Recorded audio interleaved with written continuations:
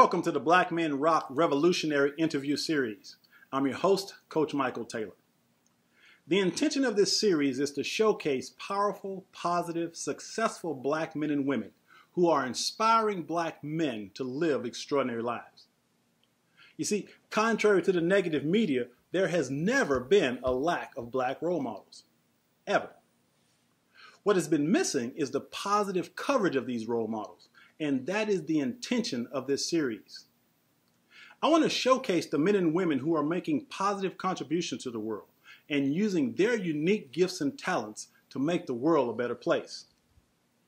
My goal is to bring you some of the leading edge thinkers and experts in a wide variety of topics, and I hope you will learn a few things that can support you in living an extraordinary life. My guest for this episode is Brandon Frame, and without question, he is a powerful, positive role model. I've been following his work for a couple of years now, and when I decided to do this series, he was one of the first men that came to mind. So it is an absolute honor and privilege to welcome Brandon Frame to the Black Men Rock Revolutionary Interview Series. Hello, Brandon. How are you this evening? I'm doing good. Happy to be here.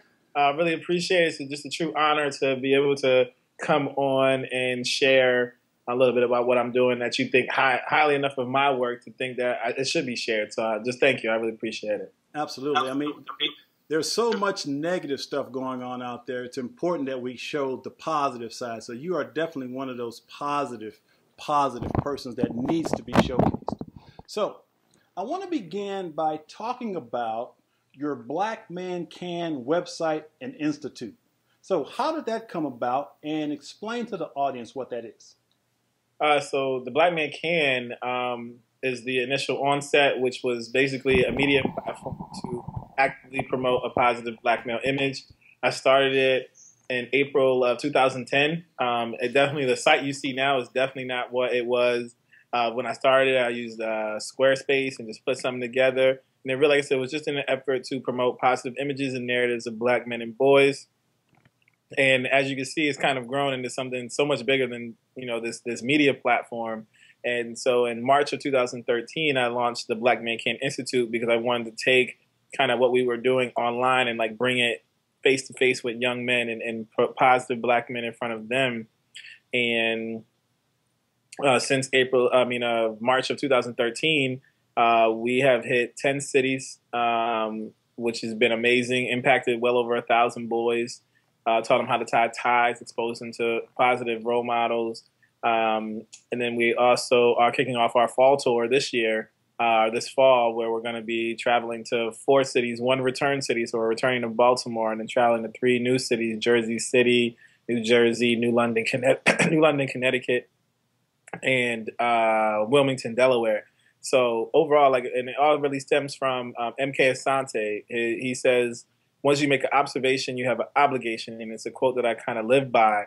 And that's kind of what I've done the whole time. Is just I made an observation that young black men need to have their stories told, that young black boys need to see positive images of themselves. And so because that's the observation that I made, I have an obligation to pursue that and make it happen. Yeah, and the 100 Black Men have a motto: is what they see is what they'll be. And I really admire the fact that you're letting them see some positive role model. You're letting these young men see what's possible. And once again, that's why I think your work is so very important, because we are so inundated with negative images. And so, but I am curious though, in terms of you use the ties and dressing nice as almost like a self-esteem building tool.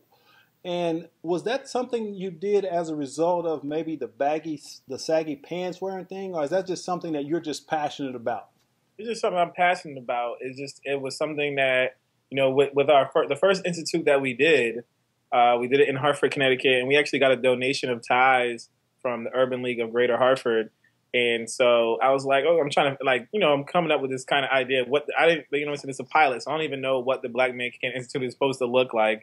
We're just and then we got this donation of ties. And so I said, all the boys will be able to pick out a tie, and we'll teach them how to tie double ends and knot. and it went extremely well. And so then we're like, we're going to do this at every institute. We're going to give out ties and teach the young men how to tie ties. It really allows for them to first, learning how to tie a tie. We all, as men, we know that that's one of the first steps you take in life. It's like one of those manhood crossing things that you just go through no matter what race, creed, color, religion, it doesn't matter. Learning how to tie a tie just is like one step forward in life, Right. So I just thought, why not at every institute make sure that young men receive ties and be able to learn how to tie a double ones or not. Great. And that's also a great way to counteract the negatives that we see in the media with the few, unfortunately, the minority of young men who wear the saggy pants, but the media will like to make it seem like we're all looking like that. So I think it's great that you're doing that, and I think it's a very important thing to know how to do. Because as these kids grow up and they go on job interviews and things like that, they're going to need to know how to learn. They need to learn how to do a tie. So that's pretty remarkable that you're doing that. So now you have an upcoming event concerning your organization. Tell us a little bit about that. Yes, so September 19th, we're going to do 1,000 ties. And so what it is one of the most expensive pieces of the Institute is ties. And so I thought, we're always asking for donations or maybe going to Goodwill to buy X amount of ties for like $2, $3. Instead of doing that and spending this cost, why not put a nice considerable amount of money to have in a fundraiser, or more so a tie raiser? So people come, pass hors d'oeuvres and sweet desserts and some food and drink specials and whatnot, like you would go for a particular fundraiser where you're expected to give money. Well, why don't we do the same thing, but you're expected to give ties? And so it's all in an effort to raise 1,000 ties by the end of the night. We definitely are looking good. I think, we're making a lot of strides. Men's Warehouse donated some ties. Macy's has donated some ties. A lot of people in the community here in Hartford are definitely saying that they're going to come out and bring some ties. And, all you have to do is bring a minimum of 2 new or 3 gently used ties. But, hopefully some people walk in with 10 ties and 15 ties. We have people from all over the country who are mailing ties in. We had this church from Virginia mail over 200 plus ties. We did a tie drive at their own church. Wow. So it's been really cool to get this interest, from all over the country and to support what we're doing because they think that it's just as important as I think it is. Other people feel that it's just as important. Sure. Now, this video will be online for long after your event is over. So what if someone wants to send you some ties that you could use later on? Is that something you'd like to do? Absolutely. They could email team@theblackmancan.org, and we can follow everything from there in order for them to mail ties. Because the Black Man Can is not going away anytime soon. We're going to continue to do this work. So we're going to continually need to get ties from people. So if somebody is just loving what they're hearing right now and wants to give ties, like I said, team@theblackmancan.org, and we will follow up with you so we can allow for you to donate the ties. And is that also where they would contact you if they wanted to make a donation? Absolutely, yes. Okay, so just team@theblackmancan.org. Yes. Great. So that's a little bit about what you do, which is awesome. So now I want to kind of get to know Brandon the man.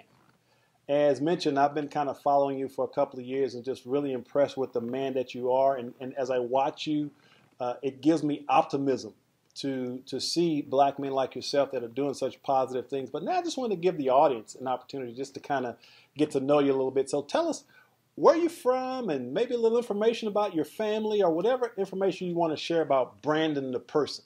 Brandon Frame is a Renaissance man with a social conscience and a global perspective. I'm a graduate of the Morehouse College. I hold that near and dear to my heart. Born and raised here in Connecticut. After graduation, I taught at a private school in Massachusetts, and then now I'm at High School Inc., Hartford's Insurance and Finance Academy here in Hartford. And just overall, I really just try to, I consider myself just really like a regular person, no different than anybody else. I'm really, my goal is to always make my mama proud, make my mom smile. It kind of goes back to like when you're in school and your mom always told you, don't embarrass me, one of those things. I remember my mom would say, if I'm coming to the school, make sure it's for something good, because she just never wanted to be embarrassed. So I kind of carry that with me, and I just really want to do the right thing, have a positive impact on people, and live a prosperous life. I'm from my mom's kids. I'm the oldest, so I have two little brothers and two little sisters. Actually, my two brothers are taller than me. They're 6'5" and 6'3.5", and I'm 6 feet. So. So sometimes people, especially the 6'5" one, he's, kind of like a grown man. And I have two little sisters, and then between my mom and my dad, my mom and my dad's only child, but between the both of them, I have 10 brothers and sisters. Nice, large family. But nonetheless, that's just a little bit about me. Like I said, just a guy who, going back to that quote, just everything I do is making an observation. And and then you have an obligation with my business card. I came up with this logo for myself because I'm really big into personal branding, and I think personal branding is really important. And my initials made up kind of a slogan with that, and it's called "Building Minds Forever." And so everything that I do, from the Black Man Can to the work at High School Inc. to some of my other endeavors that I've embarked upon this year, and will try to bring back over the next few years, and things that I'm working on, are all in the effort to build minds forever. And so everything I do is just to do just that. Now, one of the things I've noticed, I've followed you online for a while, and I noticed you like to travel. So tell me a little bit about some of the places you've been. I'm really working on, expanding my horizons in traveling, but I definitely have made my way to Europe. So I've been to Paris twice, been to London twice, been to Rome. I have been to Montreal, and I'm also going to be traveling to Vancouver next month. So I definitely have, and I'm also working on some Caribbean trips as well. So I'm kind of like, I want to say, like, just always looking for a place to go, to immerse myself in a different culture, to learn more about the world around us. It's really cool sometimes when you travel to another country and, like, that, like, where you are, if you were at home, you'd be asleep right now. And, like, then you're looking at people who are, like, just going through their day. Like, they're at work. They're doing exactly what, people should be doing. But that normally you'll be asleep at this very moment. And so when you just see how big the world is, and you see all the opportunity that's out there, that's one of the best things about traveling. And I'm constantly looking for different places to go. I know me and my friends are trying to do a trip to Dubai. I definitely want to get to China. I want to get to Australia. I mean, there's actually, as long as it's not a war-torn place, I'm open to going there and exploring. Great. Well, you mentioned a quote that you live by, but going a little deeper, why do you do what you do? Because, you're a Morehouse grad, and they instilled in you this sense of wanting to give back. But I believe every person has what I call a why. That why that's in the back of their mind and in their hearts that says, this is why I have to do this. What would your answer be to that? Why do you do that? You know what? Because I do what I do because I realized what my passion was. I realized what my purpose was. Like, the whole concept of building minds forever, like, that's my purpose in life. And anything that I can be able to do, create, do, it really just tied back to that. That's what allows me to be, at my true state of happiness. And, that's where we all should be. We should all wake up every day happy, ready to go to work. And I just do what I do because I feel like this is what God has told me to do. That's definitely how I feel. And the moment he tells me I need to do something else, then I'm going to do that. But right now, he definitely told me, Brandon, education, youth development, building minds forever, that's your lane, and I want you to stay in that lane and pursue excellence with impeccable effort in that area. Got it. So what are some of the challenges you had to overcome? I mean, taking on this whole thing, you're obviously one guy with a dream, and you've come a long way just in a couple of years that I've seen you online, but what are some of the challenges that you've had to overcome to do what you're doing? I think one of the challenges, that's a good question because nobody's really asked me that question. In terms of challenges, really, if there was one thing, or it's really more so like two things, is that I have a tendency to get overwhelmed, and I have a tendency to get discouraged. And so those are probably like some of the biggest, those are the two of the biggest challenges that that I face is like sometimes I'm just like, what is this all for? Why should I be doing it? Then I'm just like, man, I just want to. I don't want to just be like a bum, but I don't. I just kind of want to just have a job, go to work, and when work's over, I don't have to do anything else. I don't have any other responsibilities, and but then I have that talk with God. He lets me know. What I've created is what I call a happy folder. And in my happy folder, it contains emails from people who have been inspired by the Black Man Can or the Black Man Can Institute. I've been inspired by anything that I've done. From back when I was teaching, letters from students. And that's what, for me, keeps me going, gets to a point where when I get overwhelmed and discouraged, I might pull out that happy folder and it lets me know, like, okay, what I'm doing is needed, it's important, because I need to keep creating these same type of feelings in people. Yeah. Well, thank you for sharing that, because I talk about living an extraordinary life because I truly believe everyone does have the capacity to do so, but it's not easy. It's definitely challenging, and people that are watching this, you must understand that there will be times when you're chasing that dream where you will be discouraged. I know it took me almost 10 years to finally fulfill a dream that I had been working on. And there was a period in which I was basically homeless and dealing with all sorts of adversity, but I held strong to what I felt, what I believed I could do. There was just a part of me that said, I know that I can do this. And I just kept the faith, kept working, didn't allow myself to fall into the discouragement and quitting. And I just knew somehow. And I think we all have access to that, what I call intuition, where to me is just the voice of God telling us what to do.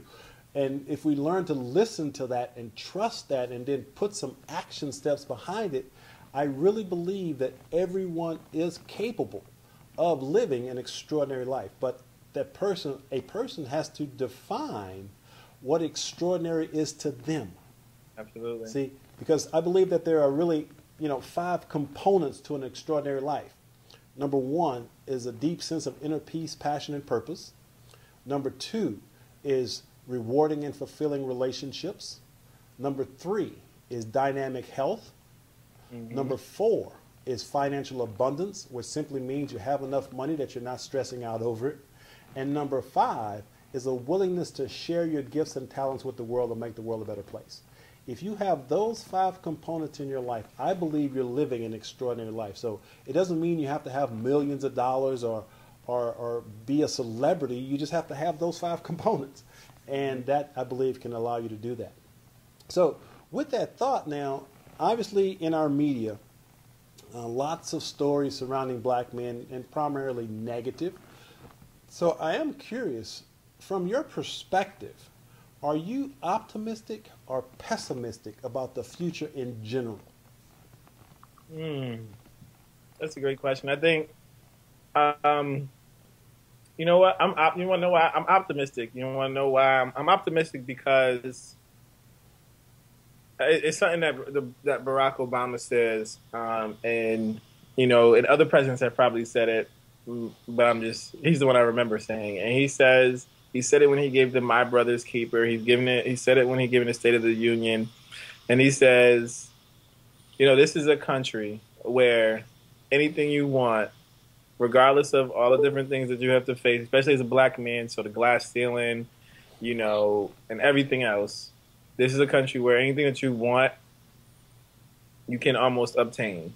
And so I want to say that I'm optimistic because in this country that is true. And so that's one reason why the Black Man Can Institute exists. This is one reason why we need organizations like Black Men Rock, so that we can get people to understand that there's opportunity out there if you want to seize it, if you want to put the work in. From my travels, I've noticed that the things that we're able to do in this country are not possible in other countries. No matter if you were the white person in that country, like there's not opportunities. This is a country where definitely if you start out, impoverished, working poor like myself, you can get to a point where you can be financially abundant, and you can travel, you can do things, and not have to worry about it. And so I'm optimistic because I don't see that changing. And so if we continue to work, if we continue to pursue education, if we continue to believe and once again just put in that work that is needed to obtain whatever your dream is, it's possible. And that's from being a businessman to a lawyer, a doctor, or a professional athlete. It's obtainable if you're willing to put the work in. And so that's why I'm optimistic about the future. Yeah, and with that said, so what are some of the strategies or practices that you use to, number one, stay motivated despite all the challenges that you may have overcome? But what are some of the things that you do that allows you to achieve your goals? You know, I want to say one thing. I think there's maybe a lot of different things I could say, but I think there's one essential key, you know, for me that I've noticed that has allowed me to excel.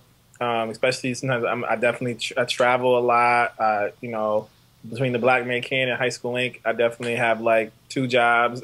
So I would say time management. Time management has allowed me to be very successful in terms of, you know, getting work done. Like, okay, I know I need to get this done so that I can accomplish this. And putting deadlines on things and getting them done, and then not letting other things that could be obstacles or distractors get in the way of that. And so sticking to those timelines and those deadlines has allowed me to be very successful and accomplish a lot of my goals. Some of my dreams is solely based off the fact that I've been able to manage my time effectively. And I think one thing, once you learn how to manage your time and you start to do a really good job at it, you then start to realize how much time 24 hours really is. Yeah. Very, very important thing. Now, one of the things that I notice about you and actually admire about you, and I believe it's probably one of your greatest assets that you may not even recognize, is your willingness to smile. Yeah. Now, what I believe is that smiling is a result of your inner state and how you feel. So when I see a man that's smiling, what I know is he comes from a place of inner peace, happiness within himself. And I noticed that a lot of black men see smiling as almost a weakness, almost as something that you shouldn't do.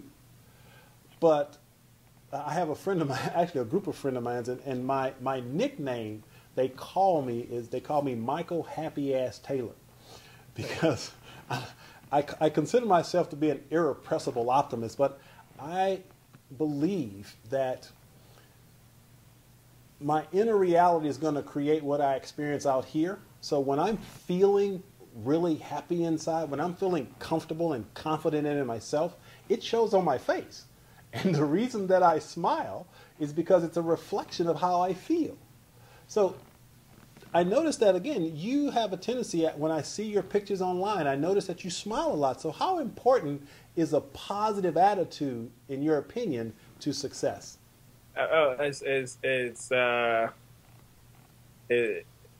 part of the equation. Have a positive attitude, to be optimistic, allows for success to take place, because you just have to think that when there's a will, there's a way, and that if you create a plan, if you follow the plan, you might fail, but you will get to your end result, whatever it may be, or you'll find a new way. But you have to be positive, because even, like I said, I get discouraged, I get overwhelmed, but I think because I'm so optimistic and I'm so positive, that's another reason that it allows for me to be successful. So that's a part of the equation in order to reach whatever your goal may be. Yeah, and that's a powerful tool to deal with disappointment, is to be optimistic, because even when things don't go your way, it's that positive attitude that allows you to say something better is coming.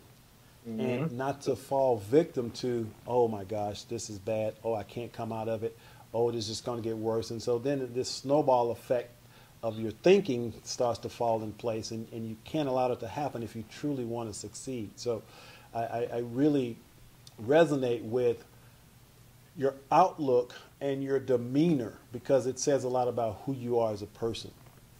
So with that, I also want to talk about, real quickly, just your thoughts around something that in the media we hear a lot of negative stuff around, and that's Black men and relationships. Hmm. And as a happily married man for the past 13 or so years, I can attest that marriage is a wonderful thing if you do it right, if you get the right person and you do it for the right reasons. So, from your perspective, what are your thoughts on marriage and relationships in general?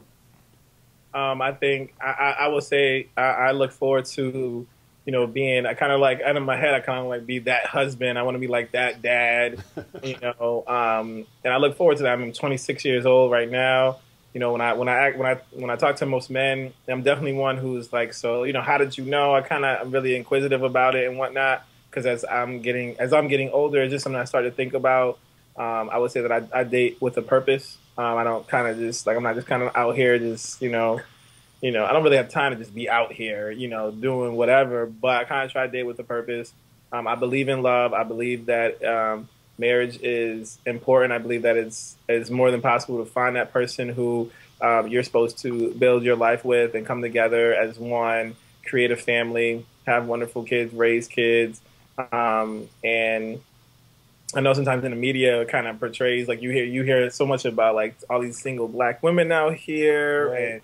and there's a shortage and whatnot. I mean, there might be a little numbers thing going on, just a little bit, but at the same time, I mean, I've been to 4 weddings this year, and most of the guys they're all either my age or up to like 29, so. And I see them. I see how happy they are. I see how happy they are, how happy their women make them. And so I definitely look forward to having that same feeling one day for a woman, and that will build something special. I feel like the greatest accomplishment that I can have in life is to have a successful marriage and to raise an upstanding family.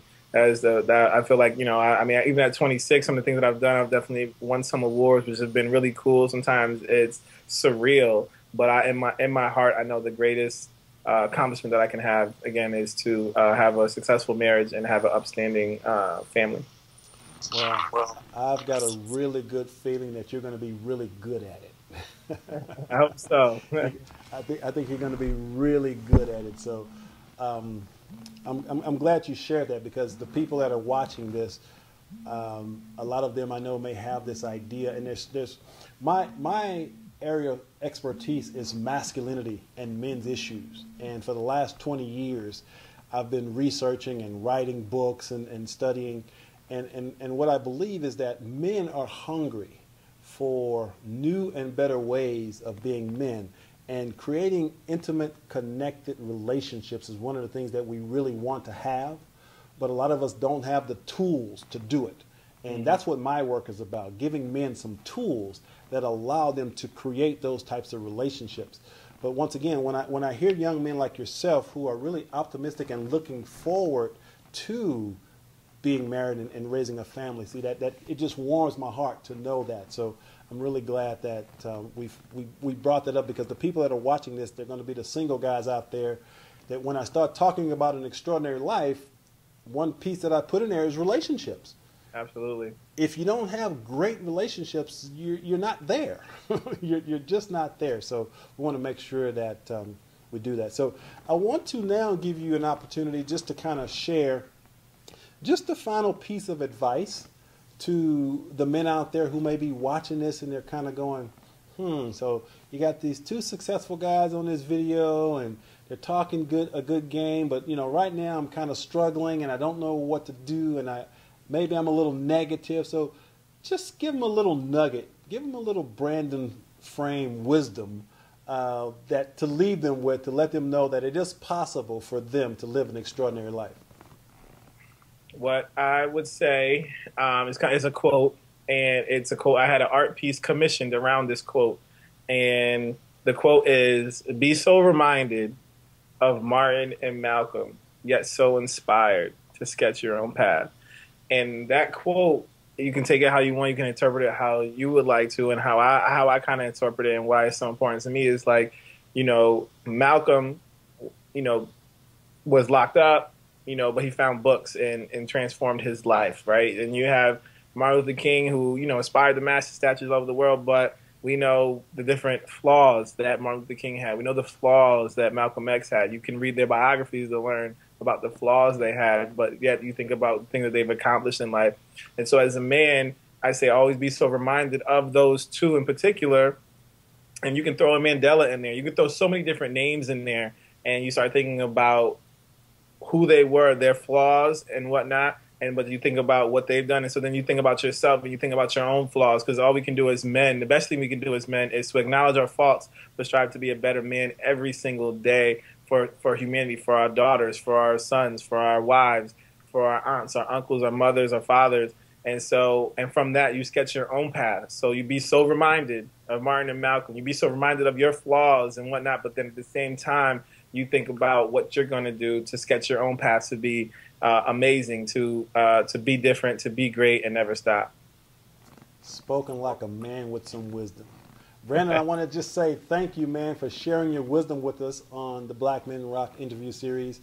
And once again, I want to wish you continued success in all of your endeavors, and make sure that you stay focused, because you are making a positive impact on the world, my brother. And I am so proud of you and look forward to seeing you do more in the world.